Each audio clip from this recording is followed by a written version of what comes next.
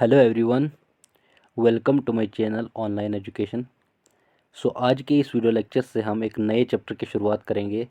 6th class history के NCERT का chapter number 3 in the earliest cities. ये chapter जो है ये बहुत ही ज़्यादा इम्पॉर्टेंट है, क्योंकि इस चैप्टर से बहुत सारे क्वेश्चन पूछे जा चुके हैं। अगर हम बात करें यूपीएससी की, जेकेपीएससी की या दूसरे एग्ज़ामों की, तो इस चैप्टर से बहुत सारे क्वेश्चन पूछे जा चुके हैं और आगे भी उम्मीद करते हैं कि बहुत सारे क्वेश्चन इस चैप्टर से आएंगे। इस चैप्टर में आज की इस वीडियो में हम इस चैप्टर के दो इम्पॉर्टेंट टॉपिक्स को डिस्कस करेंगे। पहला टॉपिक है द स्टोरी ऑफ हड़प्पा और सेकंड टॉपिक है what was special about this cities. तो इन दो टॉपिक्स को हम आज के इस वीडियो लेक्चर में डिटेल में डिस्कस करेंगे।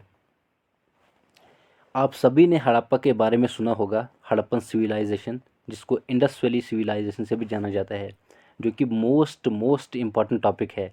और ये टॉपिक जो है, चाहे आप जेकेपीएससी का सिलेबस देखो या यूपीएससी का सिलेबस देखो या जेकेएसएसबी का सिलेबस देखो, तो हर एग्ज़ाम के सिलेबस में इस टॉपिक को मेंशन किया गया है। ये टॉपिक बहुत ही ज़्यादा इम्पॉर्टेंट है। तो स्टोरी ऑफ हड़प्पा, हड़प्पा की स्टोरी जो है पहले हम इसको जानेंगे और उसके बाद मैं आपको बताऊंगा कि हड़प्पा को इंडस वैली सिविलाइजेशन के नाम से क्यों जाना जाता है। क्योंकि सबसे पहले आपका वाई क्लियर होना चाहिए। अगर आप कोई काम कर रहे हैं तो उसमें आपके वाई का क्लियर होना बहुत ज़्यादा ज़रूरी है। ये चैप्टर आप पढ़ रहे हैं तो ये चैप्टर आप क्यों पढ़ रहे हैं, आपका मकसद क्या है, इसमें भी आपका वाई क्लियर होना चाहिए। अब इस हड़प्पन सिविलाइजेशन को इंडस वैली सिविलाइजेशन के नाम से क्यों जाना जाता है, ये भी आपके लिए जानना बहुत ही ज़्यादा ज़रूरी है। तो शुरू करते हैं। लगभग 16 सेंचुरी में ब्रिटिशर हिंदुस्तान में आए थे। आप सभी जानते हैं कि ब्रिटिशर हिंदुस्तान में आए थे। तो लगभग 16 सेंचुरी में वो हिंदुस्तान में आए थे। उनका मेन मकसद था हिंदुस्तान को एक्सप्लॉइट करना और हिंदुस्तान को लूटना। वो यहाँ से रॉ मटेरियल को लेते थे अपने मुल्क में, उसके बाद उस मटेरियल से चीज़ें बनाते थे, तैयार करते थे और उसके बाद उन चीज़ों को हिंदुस्तान में लाते थे और उनको यहाँ पर बेचते थे। उनको बेचने के बाद उनसे प्रॉफिट कमाकर और उस प्रॉफिट को अपने मुल्क में लेते थे, ताकि वो अपनी कंट्री को डेवलप कर सकें। यही उनका मेन मकसद था। तो लगभग 150 साल पहले ब्रिटिशर ने ये सोचा कि हम एक मॉडर्न ट्रांसपोर्टेशन सिस्टम हिंदुस्तान में लाएं। अब वो मॉडर्न ट्रांसपोर्टेशन सिस्टम क्यों लाना चाहते थे इंडिया के अंदर? वो मॉडर्न ट्रांसपोर्टेशन सिस्टम इसलिए हिंदुस्तान में लाना चाहते थे ताकि वो जो हिंदुस्तान से रॉ मटेरियल लेते थे, यहाँ से जो चीज़ें लेते थे, उसके लिए उनके लिए आसानी पैदा हो जाती। इसीलिए वो मॉडर्न ट्रांसपोर्टेशन को लाना चाहते थे। तो उसके लिए उन्होंने क्या किया, जो पंजाब पाकिस्तान के अंदर है वहाँ पर उन्होंने इंजीनियर को भेजा और उनको बताया कि आप यहाँ पर रेलवे लाइन की कंस्ट्रक्शन स्टार्ट करो। जब इंजीनियर वहाँ पर गए रेलवे लाइन बनाने के लिए, रेलवे लाइन की कंस्ट्रक्शन करने के लिए, तो उन्होंने वहाँ पर खुदाई शुरू कर दी। जब उन्होंने खुदाई शुरू कर दी तो वहाँ पर उनको ज़मीन के अंदर जब उन्होंने खोदना शुरू कर दिया तो वहाँ पर उनको एक ईंटों का ढेर मिला, बहुत सारी ब्रिक्स वहाँ पर मिली।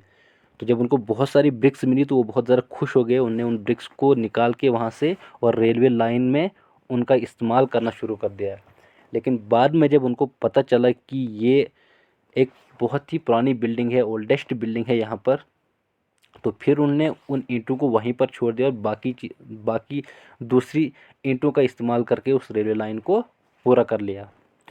लेकिन उसके बाद लगभग 80 साल पहले जब आर्कियोलॉजिस्ट जब आर्कियोलॉजिस्ट ने सर्वे की, जब वो वहाँ पर गए, पंजाब में गए, उनको इस साइट के बारे में पता चला, तो उन्होंने वहाँ से एविडेंसेस कलेक्ट किए। जब वहाँ पर वो गए, उनको वो ईंटें वहाँ पर मिली, ब्रिक्स मिली, तो उन्होंने उसकी कार्बन डेटिंग की। जब कार्बन डेटिंग की तो उससे उनको पता चला कि ये बिल्डिंग जो है लगभग आज से 5000 साल पहले बनाई गई है और वो बिल्डिंग जो थी वो वेल ऑर्गेनाइज्ड थी।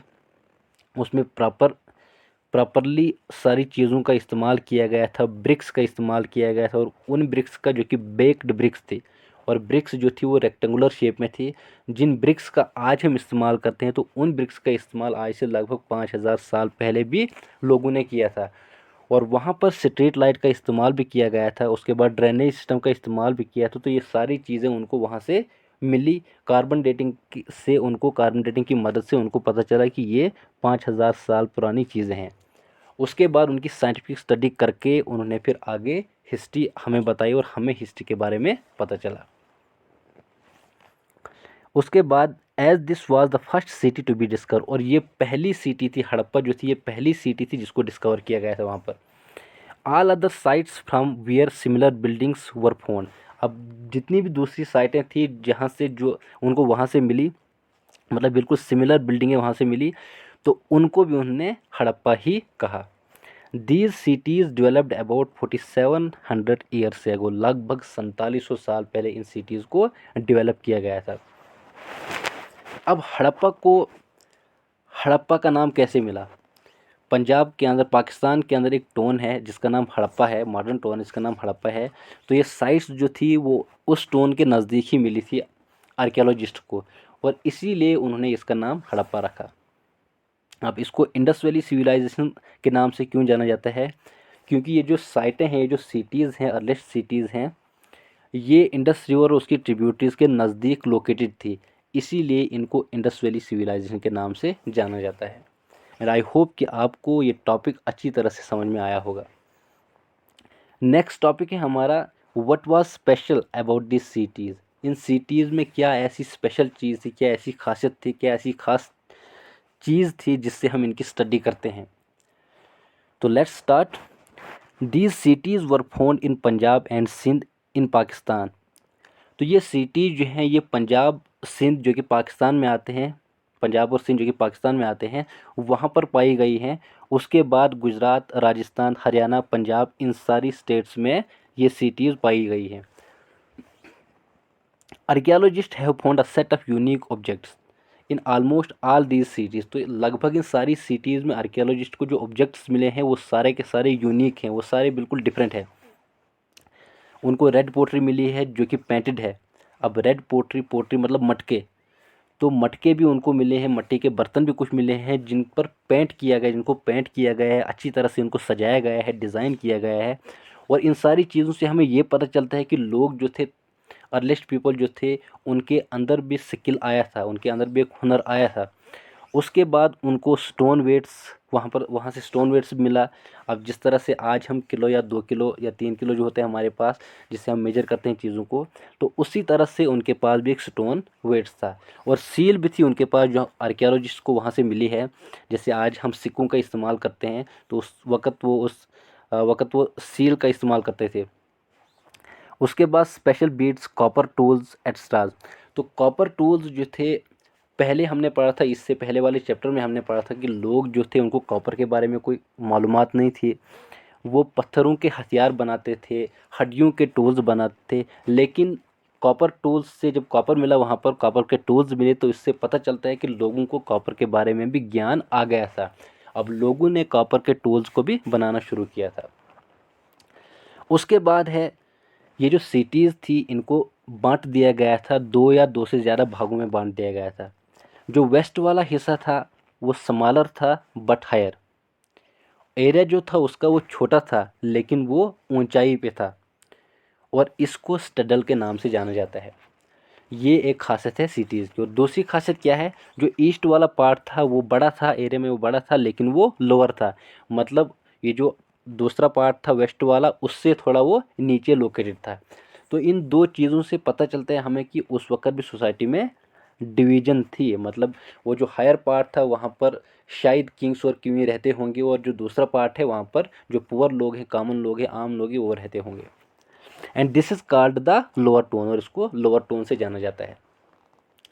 उसके बाद जो बेक्ड ब्रिक्स थी, जो पकी हुई ईंटें थी, उनका इस्तेमाल भी किया था। जो बिल्डिंगें बनाई थी उनके इर्द गिर्द उनको बचाने के लिए, प्रोटेक्ट करने के लिए बेक्ड ब्रिक का इस्तेमाल भी किया था।